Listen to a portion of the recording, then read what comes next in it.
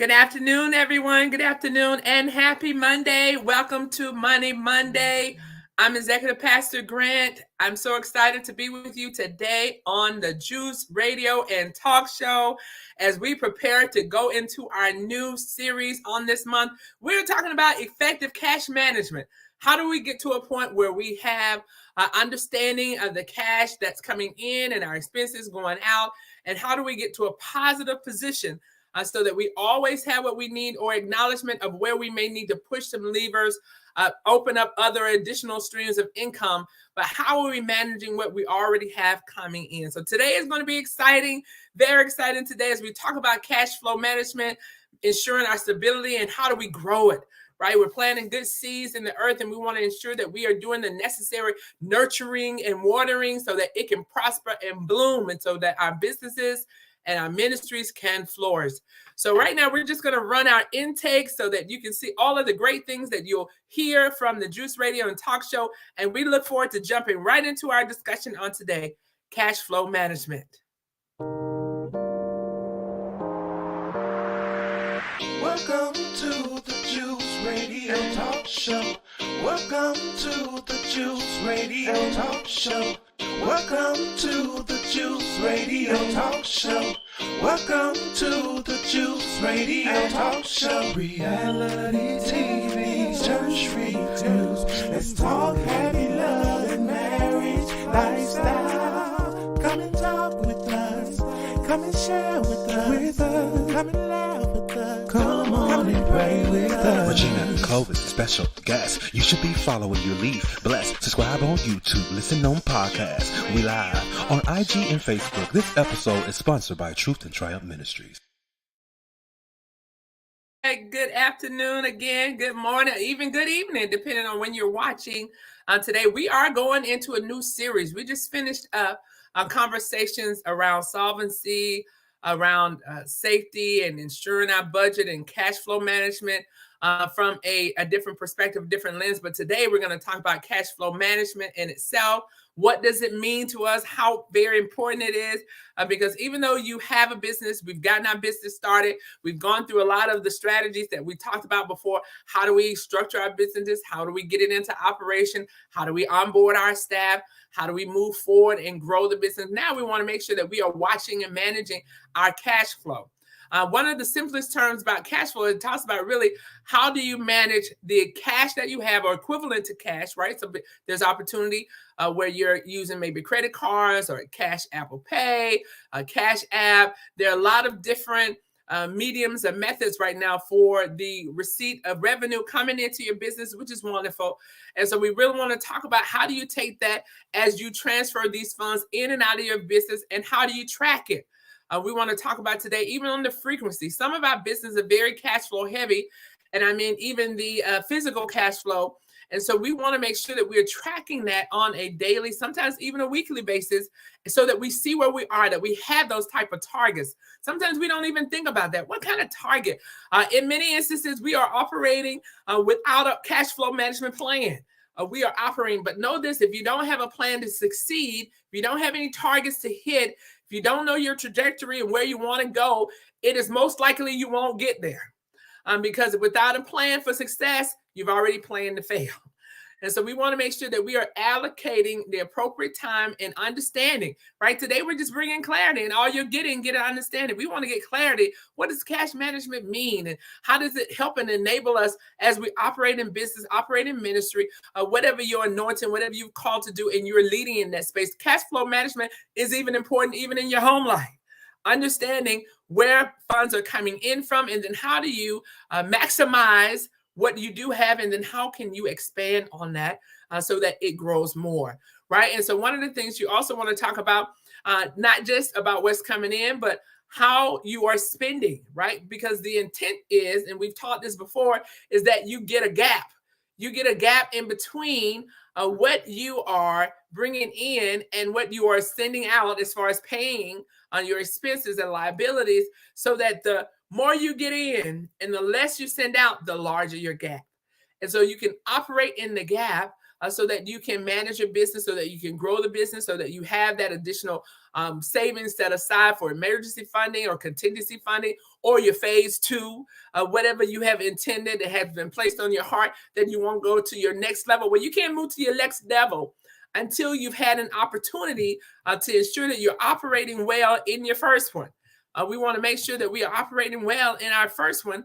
And with that, we want to allow us to be able to have a better understanding even of what cash flow management is. And so one of the terms that we want to talk about today, right, is about velocity. How long does it take? What's the timing that passes between when you have to make a purchase? Perhaps even with your business, you are actually buying supply. And so with buying supply, how long does it take you to extend out funding for your business and then actually receive back payment for it? So we want to say good morning to Bianca. Good morning. Glad you joined us today.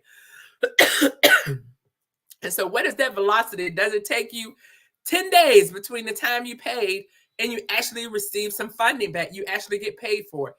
That is so important because you want to know how long is something sitting on the shelf, or how long is something sitting in your storage, or how long is something sitting on the availability to make funds before you actually get it in your hands. And so sometimes that can even help you when you're talking about cash flow, making sure you are managing your inventory. Sometimes we're very aggressive. We're very aggressive, and we might put out a whole lot in retrieving our inventory, getting our inventory in, and then it is a significant amount of time before we are turning a profit, before we are making in revenue on what you've already spent. And so that's one of the reasons why you want to look at velocity. How long does it take between the time you actually extend capital or the time you leverage your credit to purchase something and the time you actually get it back? What is that delay? Because it's so important, because that impacts your cash flow cycle. How long am I extending it out before it actually comes back to me? And of course, within that cash flow cycle, we recognize that our intention is that what we spend out, we're going to get more than that in the return. We've added on the applicable fees, the applicable purchase amount, so that we have a gap between what we had to extend and what we are now getting back from others who are purchasing our services or our clothing. Maybe you're doing clothing, maybe you're doing perfume, maybe you're doing bags, whatever it is that you are now putting out in the marketplace. Even if you're offering a service, how long does that service take you to do before you are able to get the funding back? And the same as if you were making a salary, how much are you being paid for that hour's worth of work? And in many cases, there is a 2-week span before you're getting paid. Some cases they are paid monthly. And so you're looking at it even from that perspective when you're owning a business. What is the velocity between when you have extended your cash out and when you're getting it back? Because that plays a huge amount into how you manage your cash flow management. How do you look at the return on it and when it will be coming back to you? Because again, you'll need more access to capital depending on how long it takes you to get the money back. So if it is a long duration, you may have 30 days before you're able to get all your products and services together. Then you have an inventory that is already extended funds on that, but you have a return of the payment 30 days out. So then you have to think about it. How am I going to extend maybe a line of credit, or how am I going to allow for funds to be extended out that long, anticipating that it will return back, and it will turn back with interest, with a significant amount of a difference, so that we have a return on our investment. We have a return on what we distributed out. So you really have to look at that. Sometimes you may even operate in a business where you go into where you're collecting. So you have to add in on that additional funding as well. If you're extending out to other organizations, sometimes your business might work as a third party to another vendor. And perhaps you're getting the shirts together, you're getting whatever items you are selling, whatever you have available in the marketplace, and then you're getting it already packaged up, and then you're distributing it out to your client, your customer, and then they're paying you back for it. But again, you will have extended funds in order to be able to provide your service. So you really need to look at that velocity. How long does it take? And then again, how much does it take in volume? How much do you actually need to do? Because volume also, it impacts and influences your gross margin. How much are you getting? Because sometimes if you're purchasing from a vendor, If you're having an item that you're selling in the marketplace, the larger you purchase, the smaller or cost effective that you can be. But you got to think about it. You don't want to have a lot of inventory that's just sitting in the storehouse, a lot of inventory that's just sitting in the room. Thank you, Mr. Darnell. Thank you for joining in on today. You definitely don't want to have a lot of inventory just sitting around doing nothing. So that is very important, that you also maximizing the volume that you order. You look at it in comparison, because again, you're managing your cash flow. You also, in many aspects, you want to be a JIT, just in time. You want to order just enough to get what you need so that you can make your money and then order your next one. You don't want to have a significant amount of inventory sitting around, because you have to remember, depending on what type of market you're in, what kind of field you're in, it changes. Sometimes it's very seasonal. And so when you're ordering, and your hope, and we all know this, our desire is that we're going to expand our territory. We're going to go really big and large, but you need to also be maximizing, understanding your cash flow. What you have extended out and purchasing your inventory impacts what you have available to operate with. And so you never want to go too far without already having maybe some pre-orders. I always recommend that. Pre-orders, have people prepay to some degree. Always ask, if feasible, within your line of business for a deposit, because that lets you know that you have a sure interest, that they are willing to invest in what they're going to place with your organization, so that you won't hopefully incur a loss, especially if you're operating in a business where you're doing customization, where you're putting someone's specific design or specific name or specific brand. That's not something you can go back out in the marketplace out and just sell to somebody else. This is specific to them. And so when you're doing very specific custom t-shirts, custom cups, custom bags that are specific to an organization, specific to a group, you want to always make sure that you're getting an applicable deposit if you're not asking for it in totality. Because again, you are carrying the liability if something shifts or something changes, because you will be holding on to that inventory if they're not able to close the deal.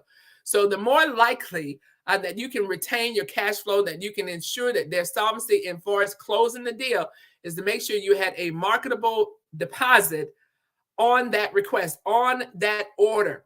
And so you'll do that as you operate in your business, right? Especially if you're doing direct material. If you're doing direct and you're purchasing from another vendor, you're already releasing funds.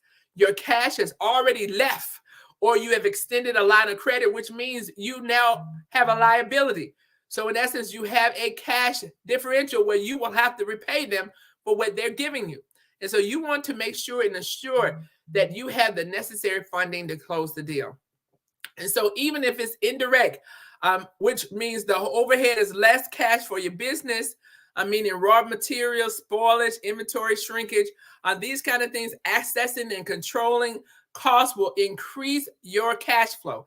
Again, not only pushing for revenue, but also managing cost, managing your bottom line, getting a bigger gap. Your expenses will also help facilitate ensuring you have a greater cash flow, because you're not sending it back out the door. You're not having to write checks back out to others to pay for what has allowed you to gain the business. You want to look at how you can do that very, very effectively.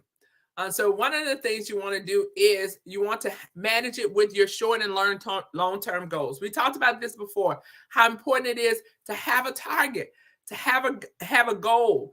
Because if you don't manage and monitor on a weekly basis, especially if you're in business, I'm business every day, you're monitoring to see how well we did today. Because how well you did today may give you an indication. It may be an indicator. It might be a way to recognize and acknowledge that you need to push hard on tomorrow. If today was slow, in most businesses, I would recommend that you have a daily target or at least a weekly target, because you don't want a whole month to go by and then you realize, we are way off. Because every month you have certain liabilities, certain bills that you have to pay and you have to meet every month. And so because you know that those are not changing, they may have some variances, right? It might be a little higher in the summer, might be a little higher during the winter when it's really extremely cold or extremely hot. Some bills do fluctuate during the time because of the usage. But overall, you will have an idea of what is your standard operating expenses to run your business for a month.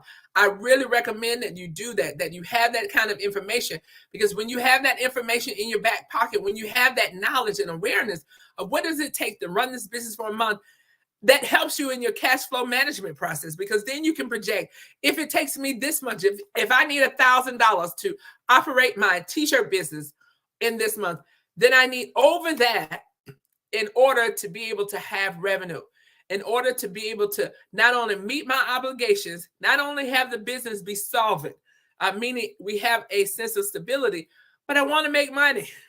I want to have an increase. And so that means I want to make sure that I know every day I task myself, especially if you are self-employed and you are the entrepreneur who is starting the business. I want to make sure that every day I am pushing toward my end of the month goal. Every day I want to be able to have a goal for what I need in order to stay stable throughout the month. And so sometimes you may not hit it on that day, and that's fine. Sometimes you may not even hit it on that week, but that gives you the fuel. That gives you the information. What is wisdom? Information. Knowledge has information applied. And so when you gain wisdom, you have experience, so you can take the knowledge that you have and apply it to it. So if this week we didn't meet our cash flow projections for this week, that lets us know next week we've got to push even harder. We've got to make up for what we didn't do on last week. We've got to go out and stretch to other clients. We've got to go out and stretch to other avenues of partnerships, more avenues of potential work, elements of work streams, new investment work streams. How do I now take what I know how to do, and how can it be applied to different fields of study, different marketplace areas that could also leverage what I bring to the table? Because what you have is valuable. That treasure that you have, that gifting that you have, that anointing that you have, that ability that you have, everybody can't do it. And so you have an opportunity then to take what you know how to do and then maximize it. And so we want to encourage you today that you need to have a strategy. You don't want to be like the wind, tossed to and fro with no target, no goals, no idea of where you're going. You know you want to advance. We know that. You know you want to get ahead. We know that. But to what degree? What should you be expecting from the end of the 30 days, 31 days? Where should we sit at the end of that? And that is very helpful tool to you to know, because sometimes we have a false impression that things are well until they're not. And that's not how we want to operate in business. Sometimes we have that. We have the rosy glass on where we feel like, oh, things are well until they're not. You want to be an innovator. You want to be an entrepreneur. You want to be thinking ahead. You want to have foresight. You want to have discernment. You want to have understanding. We talked about knowing your business, knowing the cycles of your business. And one of the best ways that helps you enable and ensure the solvency of the business, stability of the business, is knowing your cash flow management plan. So another thing you want to do is also to consider, how do you manage your working capital? So you have this money, right? You started your business, you have an opportunity to gain revenue. Now, then how do you maximize that? How do you manage it? It's just like you can have, the scripture even talks about that, having a sack with a hole in it. And so sometimes even when we have the ability and we get funding in, we get capital in, we're not managing it. And so at the end of the day, what we did have, we don't see any benefit from it.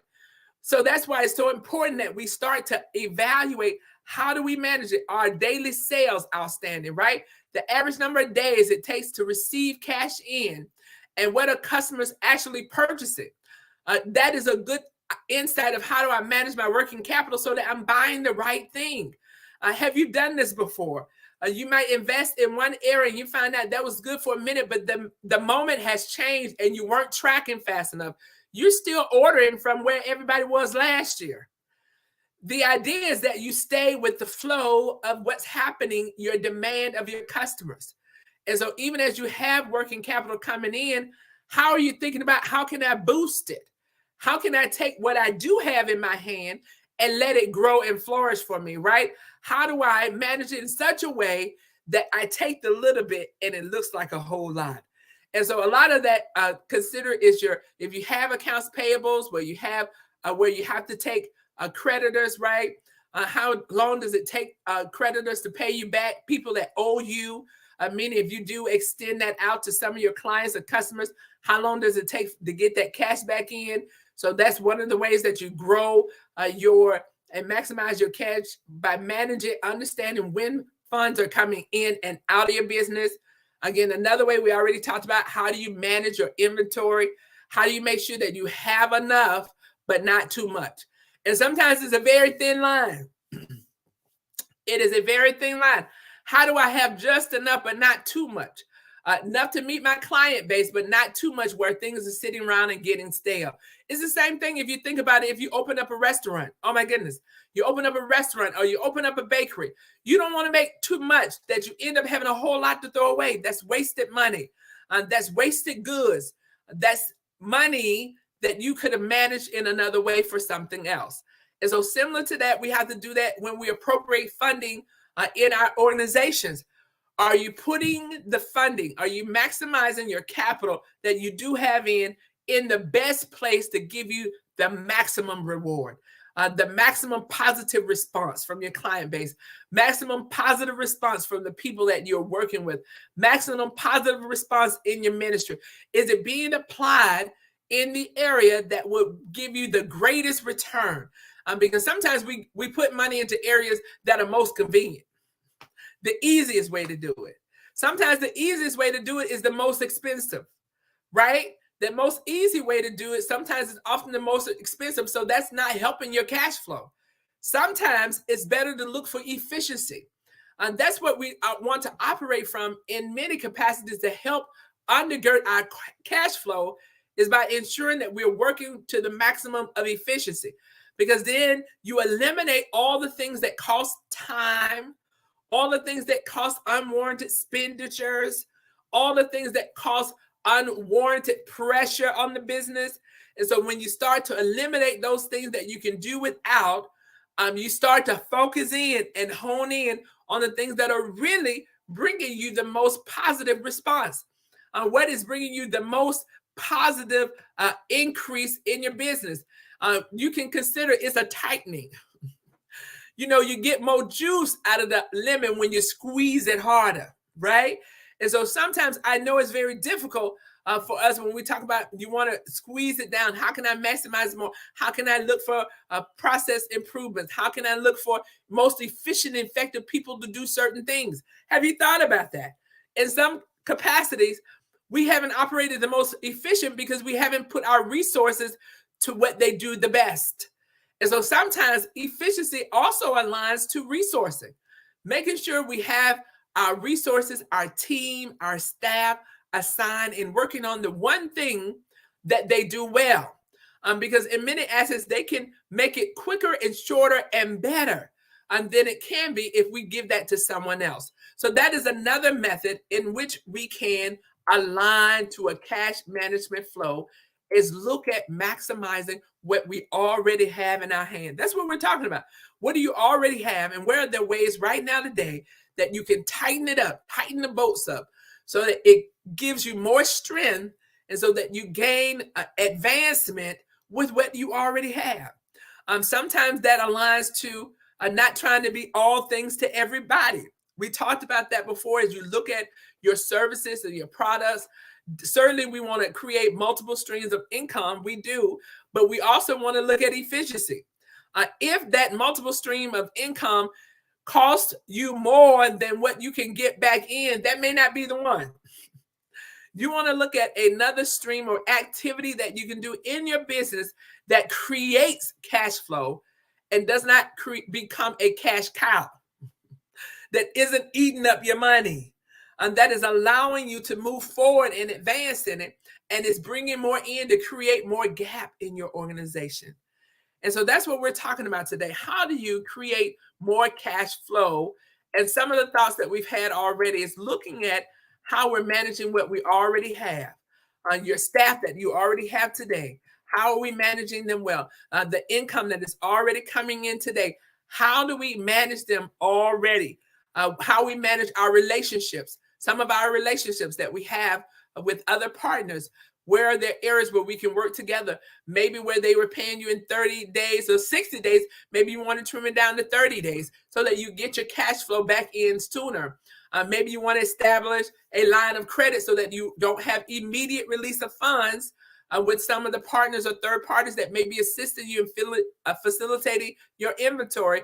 When you do that, that gives you operating expense room to breathe because you don't have to release it immediately. You have a chance to use that for something else while you get the merchandise in, get the merchandise out for sale, and then you have your revenue coming back in. So today we certainly wanted to encourage you in our cash management series that we are starting today. There is a lot more to come. We're going to talk about cash management systems. There's opportunities so that if you're like me, you're busy, you have a lot of things going on. There are some efficient cash management systems that you can purchase, software that can help you in managing your numbers so that you can plug in or have someone from your staff plug in, and then they are having the opportunity to be able to have printouts and they're able to have diagrams that show you exactly where you are. It's not where you have to go back and use a calculator anymore. You have access to system software that can help you ensure you are tracking and monitoring. You cannot expect what we don't inspect.